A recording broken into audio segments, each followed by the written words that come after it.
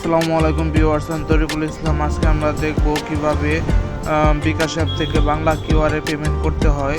Bangla QRT হলো বাংলাদেশের একটি সবচেয়ে ভালো যে ব্যবসায়িক হিসাব রাখার জন্য যে অ্যাপ রয়েছে, যেটা হলো টালি খাতা।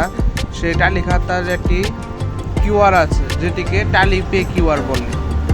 যে বাংলা কিউআর, সেটির মাধ্যমে বিকাশ, নগদ, রকেট এবং সকল কিছু ব্যাংকের থেকে যেগুলো বাংলা কিউআর সাপোর্ট করে সেগুলো থেকে পেমেন্ট সংগ্রহ করা যায়। তো চলুন কিভাবে পেমেন্টটা দিতে হয় সেটা আমরা দেখব। তো টালি পেটা অনেকে চিনে না, তার জন্য আমি টালি খাতাটা এই যে দেখাতে যাচ্ছি। এই যে এটা হলো টালি খাতার লোগো, এই যে এরকম হলো কিউআরটা থাকে।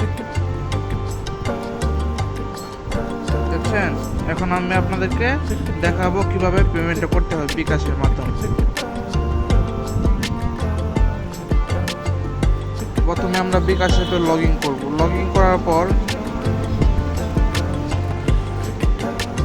এখানে পেমেন্ট অপশনে গিয়েও করতে পারবো, আবার সরাসরি স্ক্যান ক্যামেরাতে গিয়েও করতে পারবো।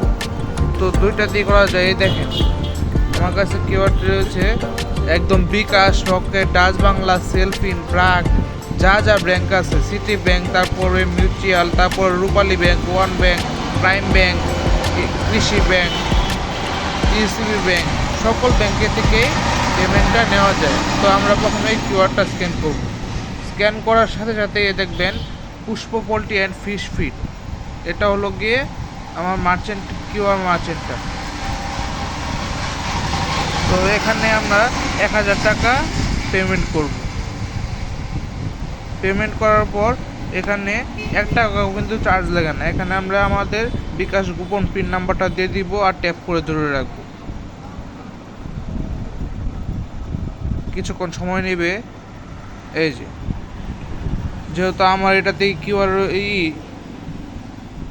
সুন্দরভাবে ভয়েস নোটিফিকেশনের মাধ্যমে টালি খাতা আমাকে বলে দিবে যে এখন আমি টালি খাতাতে ঢুকবো। এই দেখেন রিসিপ্টটা, লেনদেন আইডি।